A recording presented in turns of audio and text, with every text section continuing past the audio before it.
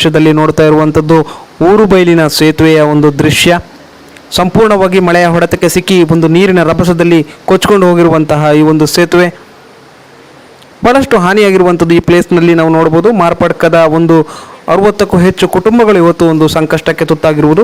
ಬಹುತೇಕ ಈ ಸೇತುವೆಯನ್ನೇ ಒಂದು ಜೀವನಾಡಿಯಾಗಿ ಇಟ್ಕೊಂಡು ಬದುಕ್ತಿದ್ದಂತಹ ಜನರು ಇವತ್ತು ಒಂದು ನಿತ್ಯ ಸಂಚಾರ ಮಾಡಬೇಕಾದ ಸೇತುವೆ ಇವತ್ತು ಈ ರೀತಿ ಒಂದು ತುಂಡಾಗಿರುವಂಥದ್ದನ್ನು ನೋಡ್ಬೋದು. ನೀವು ನೋಡ್ತಿದ್ದೀರಿ ಬಹಳಷ್ಟು ಮರಗಳು, ಅಂದರೆ ಒಂದು ಸುಮಾರು 2-3 ಲಾರಿಗೂ ಹೆಚ್ಚು ಮರಗಳು ಒಂದು ಕೊಚ್ಕೊಂಡು ಬಂದು ಇಲ್ಲಿ ಸೇತುವೆಯಲ್ಲಿ ಸಿಕ್ಕಾಕೊಂಡಿರುವಂಥ ದೃಶ್ಯವನ್ನು ನೀವು ನೋಡ್ತಾ ಇದ್ದೀರಿ.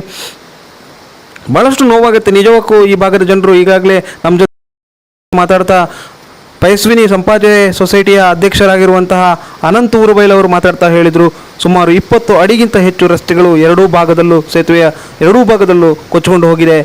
ಜನ ಭಾಳಷ್ಟು ನೋವಿನಲ್ಲಿದ್ದಾರೆ ಈ ಭಾಗದಲ್ಲಿ ಅನ್ನುವುದನ್ನು ಅವರು ನಮ್ಮ ಜೊತೆ ಮಾತಾಡ್ತಾ ಹಂಚ್ಕೊಂಡ್ರು.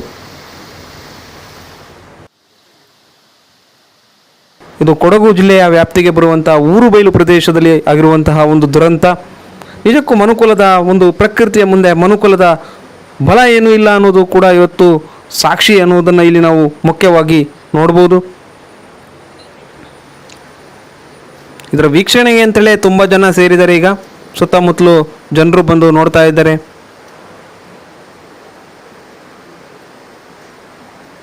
ಎಷ್ಟೊಂದು ಮರಗಳು ಸಿಕ್ಕಿಕೊಂಡಿವೆ ಈ ಸೇತುವೆ ಬಳಿ. ಇದನ್ನು ತೆಗಿಲಿಕ್ಕೆ ಸುಮಾರು ಸಮಯಗಳು ಬೇಕಾಗ್ಬೋದು ಅನಿಸುತ್ತೆ, ಅಷ್ಟು ಮರಗಳಿವೆ. ಕ್ರೇನ್ಗಳ ಮೂಲಕವೇ ಈ ಮರಗಳನ್ನು ಎತ್ತಬೇಕಾದಂಥ ಪರಿಸ್ಥಿತಿ ನಿರ್ಮಾಣ ಆಗಿದೆ.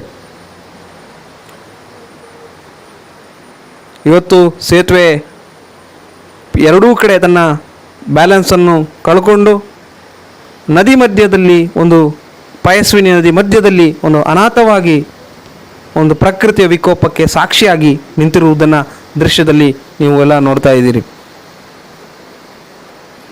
ಅದು ಮಾತ್ರ ಅಲ್ಲ, ಈ ಊರುಬೈಲು ಸೇತುವೆಗಿಂತ ಸ್ವಲ್ಪ ಮುಂದಕ್ಕೆ ಹೋದಾಗ ಮಾರ್ಪಡ್ಕದ ರಸ್ತೆಯ ಇಲ್ಲಿ ಕೂಡ ಇನ್ನೊಂದು ಬದಿಯಲ್ಲಿ ಕೂಡ ಒಂದು ಸಂಕ ಕುಸಿತ ಆಗಿರುವುದನ್ನು ಕೂಡ ನೀವು ನೋಡ್ಬೋದು.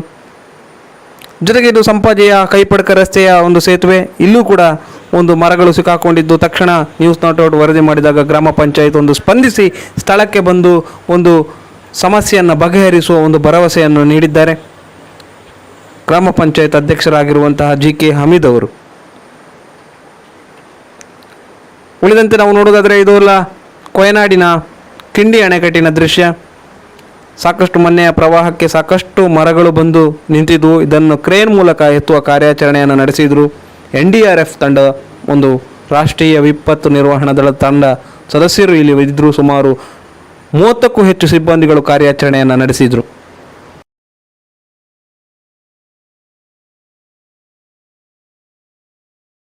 ಒಂದು ಫ್ರಿಡ್ಜ್ ಪ್ರವಾಹದಲ್ಲಿ ಕೊಚ್ಕೊಂಡು ಬಂತು ಪಯಸ್ವಿನಿ ನದಿಯಲ್ಲಿ. ಬಹಳಷ್ಟು ಜನ ಆಶ್ಚರ್ಯಚಕಿತರಾಗಿ ಇದನ್ನು ನೋಡಿದ್ರಲ್ಲದೆ ವಿಡಿಯೋ ಮಾಡಿದರು.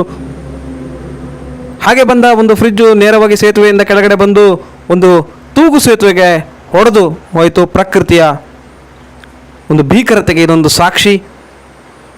ಇವತ್ತು ಪಯಸ್ವಿನಿ ನದಿ ಎಷ್ಟು ರೌದ್ರವಾಗಿ ಹರಿತಿದ್ದಾಳೆ ಅನ್ನೋದನ್ನು ಈ ವಿಡಿಯೋ ನೋಡಿದರೆ ಸಾಕು.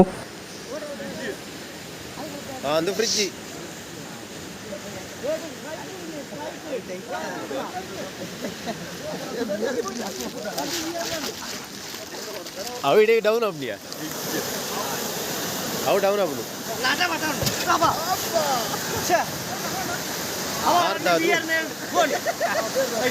ಒಂದು ಕಡೆ ಪ್ರವಾಹದ್ದು ಈ ಪರಿಸ್ಥಿತಿ ಆದರೆ ಇನ್ನೊಂದು ಕಡೆ ವ್ಯಕ್ತಿಯೊಬ್ಬರು ಕಂಠಪೂರ್ತಿ ಕುಡಿದು ಬೆಂಗಳೂರ ಹೊಸೂರು ರೋಡಲ್ಲಿ ಚರಂಡಿಗೆ ಬಿದ್ದಿರುವಂಥ ಘಟನೆ ನಡೆದಿದೆ.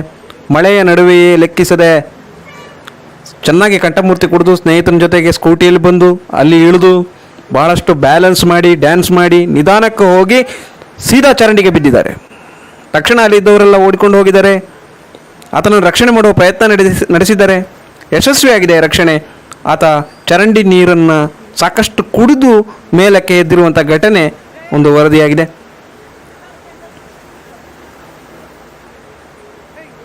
ಹುಡುಕಾಟ ನಡೀತಾ ಇದೆ ಆತನಿಗೋಸ್ಕರ. ಆತ ಅಲ್ಲಿ ಬಿದ್ದ ಜಾಗದಿಂದ ಸುಮಾರು ನೋಡಿ ಈ ಭಾಗದಲ್ಲಿ ಆತ ಸಿಕ್ಕಿರೋದು. ಆತನನ್ನು ಮೇಲಕ್ಕೆ ಎಳೆದಿದ್ದಾರೆ. ಬಹುಶಃ ಈ ಒಂದು ಕಾಂಕ್ರೀಟ್ ಮಾಡಿ ಇಲ್ಲೊಂದು ಮುಚ್ಚಿಬಿಟ್ಟಿದ್ರೆ ಸ್ಲ್ಯಾಬು ಖಂಡಿತವಾಗಿ ಆತ ಸಿಗ್ತಿರಲಿಲ್ಲ, ಚರಂಡಿಯಲ್ಲಿ ಸೀದಾ ಹೋಗ್ತಾ ಇದ್ದ. ಅದೃಷ್ಟವಶಾತ್ ಆತನ ಅದೃಷ್ಟ ಚೆನ್ನಾಗಿದೆ. ಕುಡ್ತಾ ಬಿದ್ದ ಪೋರ್ಸಿಗೆ ಕುಡ್ತದ ಅಮಲು ಕೂಡ ಇಳಿದಿರ್ಬೋದು ಬಹುಶಃ. ಮನುಷ್ಯಂದು ಈ ಪರಿಸ್ಥಿತಿ ಆದರೆ ಮೂಕ ಪ್ರಾಣಿಗಳದ್ದು ಇನ್ನೊಂದು ಪರಿಸ್ಥಿತಿ.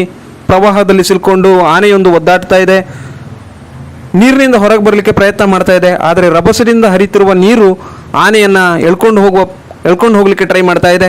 ಆದರೆ ಆನೆ ನೀರಿಗೆ ಪ್ರತಿರೋಧ ಒಡ್ಡುತ್ತಾ ನಿಂತಿರುವಂಥ ದೃಶ್ಯ ನಿಜಕ್ಕೂ ಮನುಕುಲದ ಕರಳು ಹಿಂಡುವಂಥ ದೃಶ್ಯ. ಸಾಮಾಜಿಕ ಜಾಲತಾಣದಲ್ಲಿ ಈ ವಿಡಿಯೋ ಸಾಕಷ್ಟು ವೈರಲ್ ಆಗಿದೆ.